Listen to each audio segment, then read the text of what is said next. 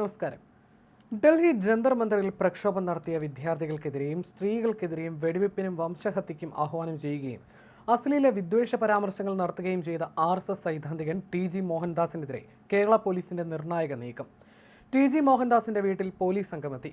Case register ചെയ്ത് 15 ദിവസം പിന്നിട്ടിട്ടും ഇയാളെ ചോദ്യം ചെയ്യാനോ അറസ്റ്റ് ചെയ്യാനോ പോലീസ് തയ്യാറാകുന്നില്ലെന്ന തരത്തിൽ വ്യാപക വിമർശനങ്ങളും വിവാദങ്ങളും ഉയർന്നതോടെയാണ് സൈബർ പോലീസ് സംഘം മോഹൻദാസിന്റെ വീട്ടിലെത്തിയത്.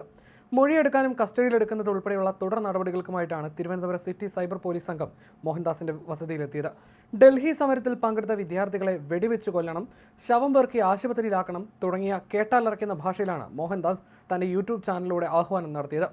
ഡൽഹിയിൽ പ്രക്ഷോഭം നടത്തുന്നവരെ അതിക്രൂരമായി അധിക്ഷേപിച്ചുകൊണ്ടാണ് ഇയാൾ വീഡിയോ പങ്കുവച്ചത്.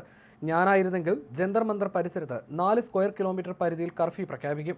ആളുകളോട് പിരിഞ്ഞു പോകാൻ 3 തവണ ആവശ്യപ്പെടും. അതിനുശേഷം വെടിവെക്കും. ആളുകൾ ചിതറിയോടും. കുറേ പേർ മരിക്കും. കുറേ പേർക്ക് അംഗഭംഗം സംഭവിക്കും.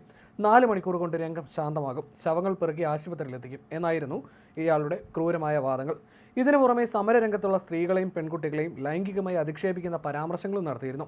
അവിടെ പോലീസിനെ പിൻവലിച്ചാൽ കൊലപാതകവും കൂട്ടബലാത്സംഗവും നടക്കുമെന്നും പ്രക്ഷോഭകർ ബലാത്സംഗം ഇഷ്ടപ്പെടുന്നവരാണെന്നും ഇയാൾ വിഷം തുപ്പുന്ന രീതിയിൽ സംസാരിച്ചു. പ്രമുഖ സാഹിത്യകാരൻ പുനത്തിൽ കുഞ്ഞബ്ദുള്ളയുടെ കഥയിലെ വരികൾ ഇതിനായി ദുരുപയോഗം ചെയ്തു. വിഷയത്തിൽ ആദ്യം പരാതി നൽകിയത് AYF സംസ്ഥാന സെക്രട്ടറി TT ജിസ്മോൻ ആയിരുന്നു. പിന്നാലെ പരാതി പ്രളയമായിരുന്നു. സൈബർ സെൽ ഓപ്പറേഷൻസ് IG അന്വേഷണത്തിന് ചുമതലപ്പെടുത്തിയെങ്കിലും കേസെടുക്കാൻ എടുത്ത കാലതാമസം വലിയ രീതിയിൽ ചർച്ചയായി. AYF സംസ്ഥാന secretary TT Jismon, SFI, youth Congress, fraternity movement തുടങ്ങിയ സംഘടനകൾ പോലീസിൽ പിന്നീട് പരാതി നൽകിയായിരുന്നു. തുടർന്നാണ് ആഭ്യന്തര വകുപ്പിന്റെ നിർദ്ദേശപ്രകാരം സൈബർ ഓപ്പറേഷൻസ് IG P പ്രകാശിന്റെ മേൽനോട്ടത്തിൽ Thiruvananthapuram city cyber police July 29 ഇയാൾക്കെതിരെ കലാപഹാനം ഉൾപ്പെടെയുള്ള വകുപ്പുകൾ ചുമത്തി കേസെടുത്തത്. എന്നാൽ കേസെടുത്ത ദിവസങ്ങൾ കഴിഞ്ഞിട്ടും മോഹൻദാസിനെ കസ്റ്റഡിയിലെടുക്കാനോ ചോദ്യം ചെയ്യാനോ പോലീസ് തയ്യാറായിരുന്നില്ല.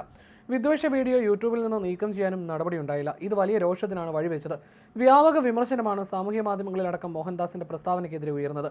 വിദ്വേഷവും അധിക്ഷേപവും തുളുമ്പുന്ന പരാമർശങ്ങൾക്കെതിരെ നടപടിയില്ലാത്തത് ഇത്തരം പ്രചാരണങ്ങൾ തുടരാൻ പ്രോത്സാഹനമാണെന്നുമായിരുന്നു വിമർശനം.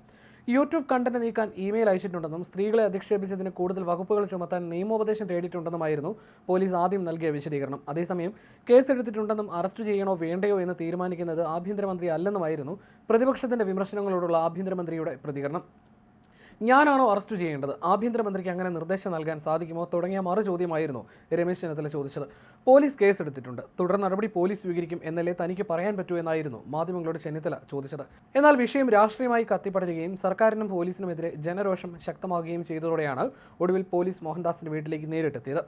ഉടൻ ചോദ്യം ചെയ്യുകയോ അറസ്റ്റ് രേഖപ്പെടുത്താനുള്ള സാധ്യതകളോ നിലനിൽക്കുന്നുണ്ട്. വിഷയത്തിൽ TG മോഹൻദാസിനെ തള്ളി RSS മുൻപ് നിലപാട് വ്യക്തമാക്കിയിരുന്നു. TG മോഹൻദാസ് RSSന്റെ ഒരു തരത്തിലുമുള്ള ചുമതലയും വഹിക്കുന്നില്ലെന്നും അദ്ദേഹം നടത്തിയ അഭിപ്രായ പ്രകടനങ്ങൾ അങ്ങേയറ്റം അപലപനീയമാണെന്നും RSS ദക്ഷിണ കേരളം പ്രാന്ത സഹകാര്യവാഹ് KB ശ്രീകുമാർ വ്യക്തമാക്കിയിരുന്നു. അടുത്തിടെ നടന്ന സമരങ്ങളെക്കുറിച്ച് TG മോഹൻദാസ് നടത്തിയ അഭിപ്രായ പ്രകടനങ്ങൾ അങ്ങേയറ്റം അപലപനീയമാണ്. അത് അദ്ദേഹത്തിന്റെ വ്യക്തിപരമായ അഭിപ്രായങ്ങൾ മാത്രമാണ്. ആ അഭിപ്രായങ്ങളോട്, അത്തരം കാഴ്ചപ്പാടുകളോട് RSS ഒരു തരത്തിലും യോജിക്കുന്നില്ല.